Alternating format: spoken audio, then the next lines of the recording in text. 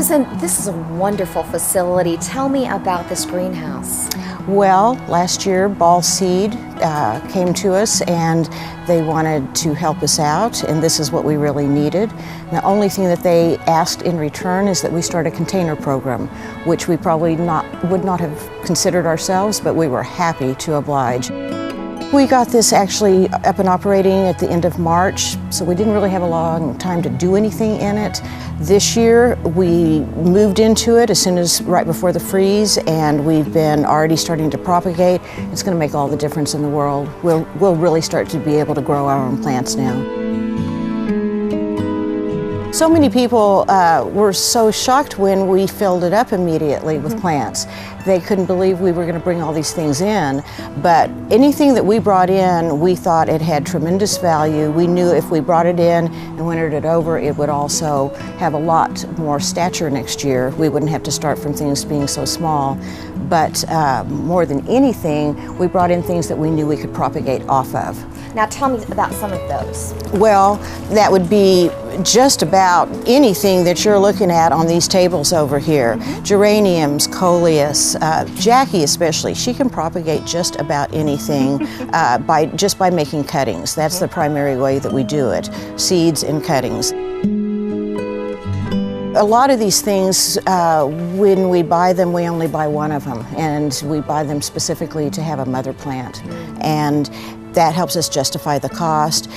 We get a lot of things in from mail order catalogs, and we will buy maybe 3 at the most, and we will buy them with the intention of always owning these plants from now on. We'll plant them out, but we know that we can always harvest off of them, and it's a way to get really specialized, unusual plants. And that's what's so important, because that's what everybody loves to see, the unusual, the out of the ordinary stuff that they see out here at the garden. It's so exciting because we already have a lot of things that we've made from last year, and as we go through a lot of these things, like for example, we've got 2 tables just of succulents, and last year when we got them, they were just little bitty babies. This year, you know, they've already got good stature. They will allow us to put on a show that we just wouldn't have been able to do before. If we had to buy them again this year, we would have had to start small again. And are there certain kinds of plants that are more expensive than others too, because they are a little more unusual? Well, especially the newer ones. You know, the botanical world has changed so much in the last 10 years. The quest is always for the newest, and people are inventing plants, you know, literally hybridizing things that we never thought we'd ever see. From the time that I started gardening, we are in a different world now. And as a botanical garden, of course, we feel really obligated to put out the newest at all times and trial it. And if it doesn't work, then, you know, other people won't have to spend their money. We'll put these out really early. This is a cool season crop, parsley, but it's a really good decorator. When our tulips come up, now I guess somebody's told you we've got 40,000 tulips coming up soon. A lot of those were donated to us. We'll start putting the lettuce and the parsley in and around the bases of the tulips so they won't look so naked and so staged. So a lot of the things that we're growing over here, part of them are for the vegetable garden, but a lot of them are just for the bases of the tulips. I want to talk about some of these plants that I've got over here. Okay. So many homeowners will say, well, I love tropicals, but I'm not going to buy those because, you know, I can't take them in. Well, you know, a lot of things do make good house plants. If you've got a bright sunny window, you know, how many people do we know that grew up with grandmothers that always had geraniums in their window in the wintertime? You know, if you don't have the bright sunny window, I would suggest you can store a lot of things out in your garage without heat, as long as you don't go into hard freezes out there. They're not going to look good. They're going to defoliate. They're going to look like they're dying, but they're not. They're just asleep. And then when spring comes, you take them back out, maybe give them some new potting soil, and then they'll surge back up. And you think, well, why would I go to all that effort? Because you're going to have a bigger plant this year. And it's not going to go back to the tiny plant that you bought last year that you still paid a lot of money for.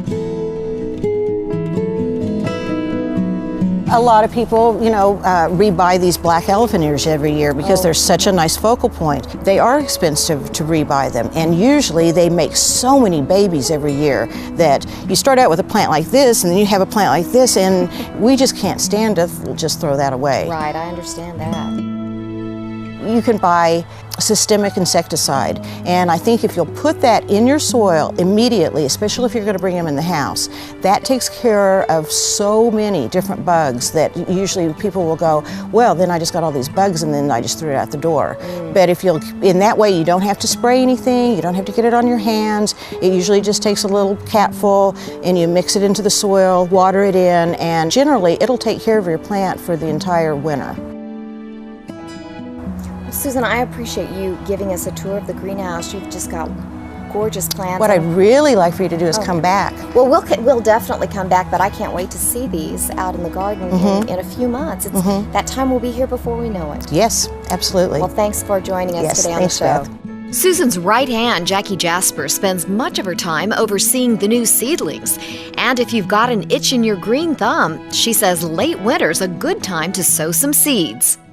What are some of the things that are good winter plants? It's a good time to start your lettuces, to get them out just when the weather settles down a little bit, and cool season annuals like nasturtiums really appreciate having a head start, and they're pretty easy to do at home in a windowsill. I've been a little bit skittish about trying to grow my own plants because I guess I think it's very complicated, but you say that's not the case. No, but you definitely want to get good quality seed, start with good quality seed, and really read the information on the packet. The planting depth is going to really affect whether they come up or not, and also the flat temperature. So you want to try, and you can, if you need to boost it up a little bit, you can get heat mats for bottom heat. But these cool season things appreciate just the temperatures we have now in a regular home. And you're going to show us how to actually go about doing it, right? I've got some nasturtium seeds. It's a bigger quality seed, and so I usually soak it overnight to kind of soften it up a little bit. And it's one thing that really needs darkness to germinate, so it's pretty thick, so I'm going to really put it down in there and get them down in. And you want to just poking it in, right? I am, and you want to make sure it makes contact with the soil. And since this one really needs darkness to germinate, I'm going to come back and really cover them. Things like lettuce, they're really fine, and you just want to come over the top with a small thing of, real light dusting of vermiculite. But things that need darkness, and that again is all information that's on the seed packet. If there's not enough information on your packet, there's a lot of good reference books, or get on the internet. I make notes on my seed packets just because I have to remind myself every time, what needs light and things like that. What's the base made of then? It's just a good potting mix, soilless potting mix. You want it to be, I don't ever reuse potting soil when I'm doing seedlings because they're real sensitive to fungal diseases. So I always start fresh. I water it in real well.